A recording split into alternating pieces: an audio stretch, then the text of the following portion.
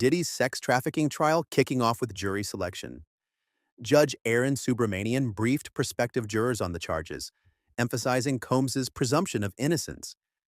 He told them the trial is expected to last about 8 weeks, with court sessions scheduled Monday through Friday, excluding certain holidays.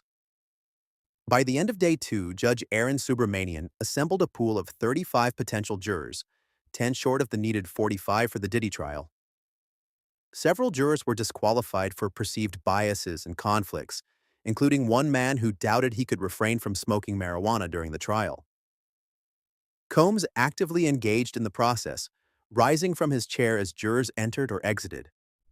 Despite media exposure to the infamous video of Diddy beating Cassie at an LA hotel, some jurors with strong impressions were not dismissed from the pool. Two jurors were removed from Sean Diddy Combs's jury pool despite expressing a strong desire to serve, due to conflicts of interest. One juror had seen a security video of Combs and initially assumed his guilt, but claimed it wouldn't bias her judgment. Another juror was an HBO employee, and the defense noted the downfall of Diddy documentary, which portrays Combs negatively, might be referenced during the trial. By the end of the day, 45 jurors remained in the pool.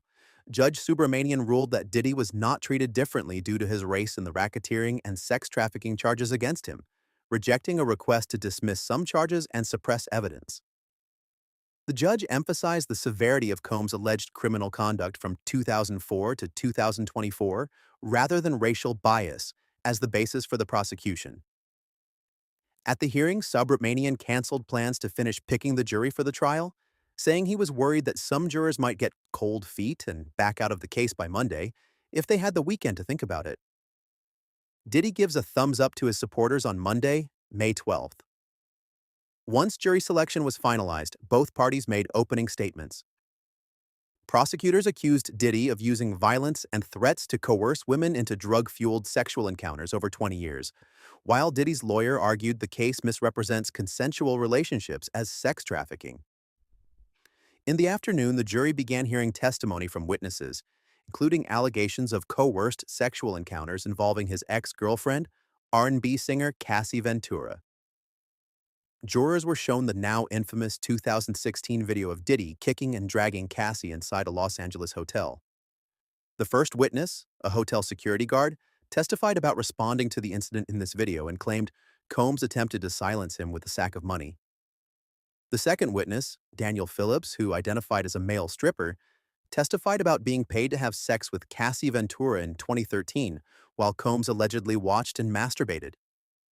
He described being hired under the guise of performing at a bachelorette party, only to find Cassie in red lingerie. He testified about multiple encounters directed by Combs, who allegedly concealed his identity but was recognized by his voice. Diddy's three daughters left the courtroom during Phillips's graphic testimony. Cassie takes the stand in the Diddy trial on May 13th.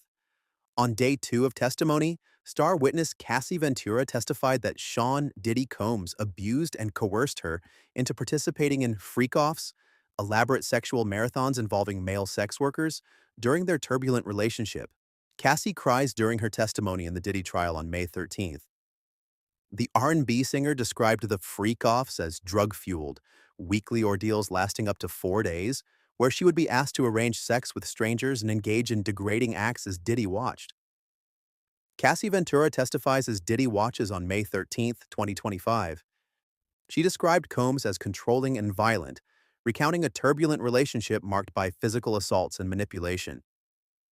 Despite feeling objectified, Cassie said she complied with Combs's demands out of love and fear of repercussions, including threats to leak videos.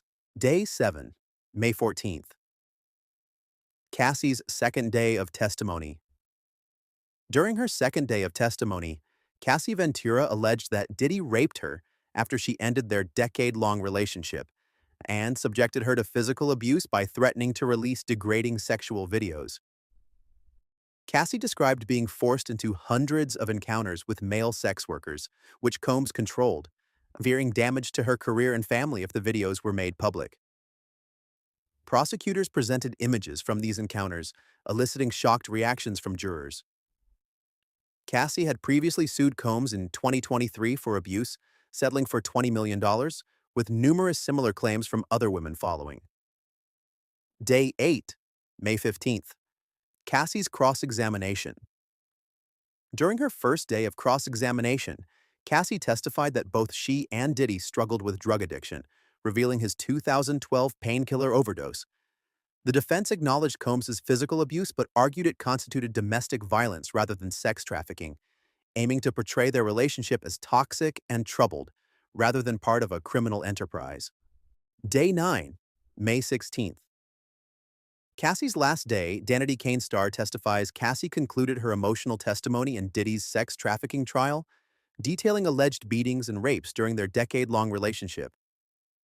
Using Cassie's text to Diddy, the defense portrayed her as a willing participant in freak-off sex marathons, highlighting texts where she expressed willingness, though Cassie clarified her emotional reluctance.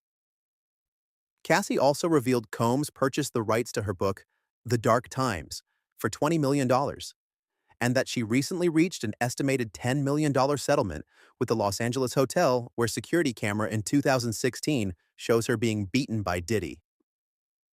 Dawn Richard, a singer who competed in Diddy's reality show, Making the Band, took the stand and testified about witnessing Diddy hit Cassie on the head and beat her on the ground during a 2019 visit to his home recording studio.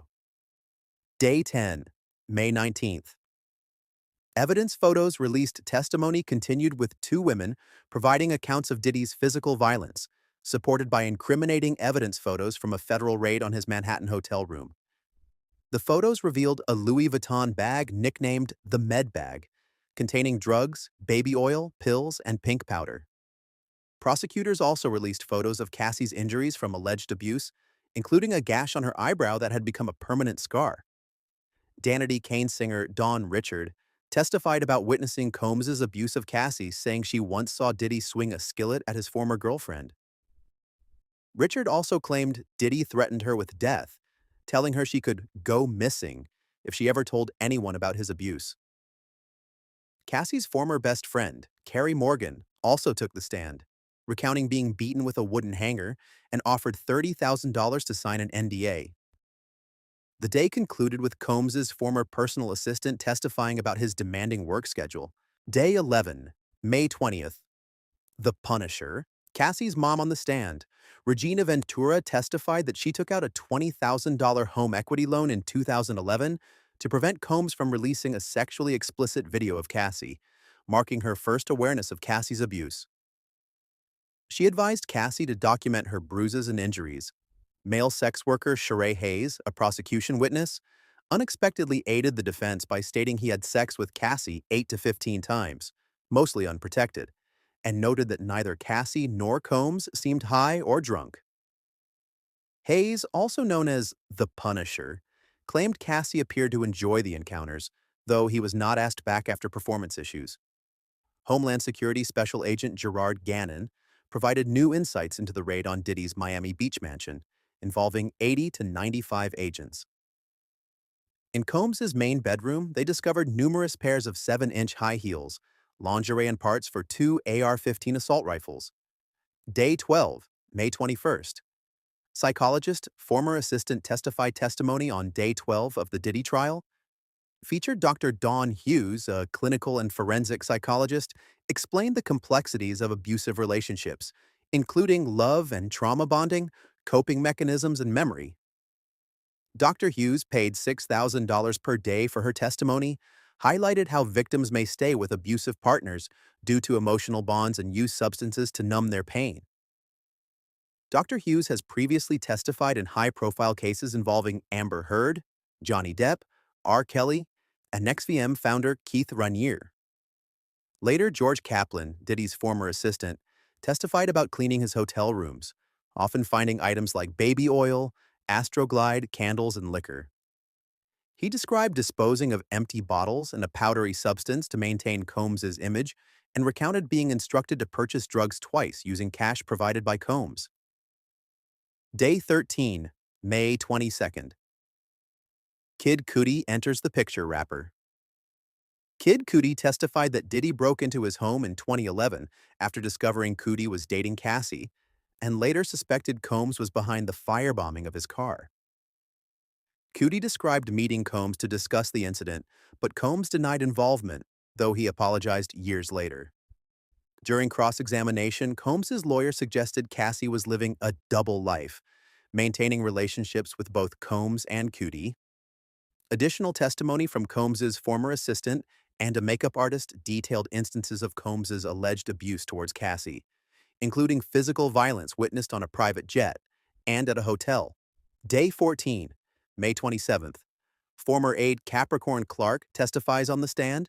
Former Diddy aide Capricorn Clark described her dedication to her boss, even as she witnessed him abuse Cassie. She recalled one incident where Diddy threatened to find her up if she tried to intervene as he kicked Cassie. Clark said she was involved in the alleged Kid Cudi home invasion and faced Combs's anger for not disclosing Cassie's relationship with Cudi.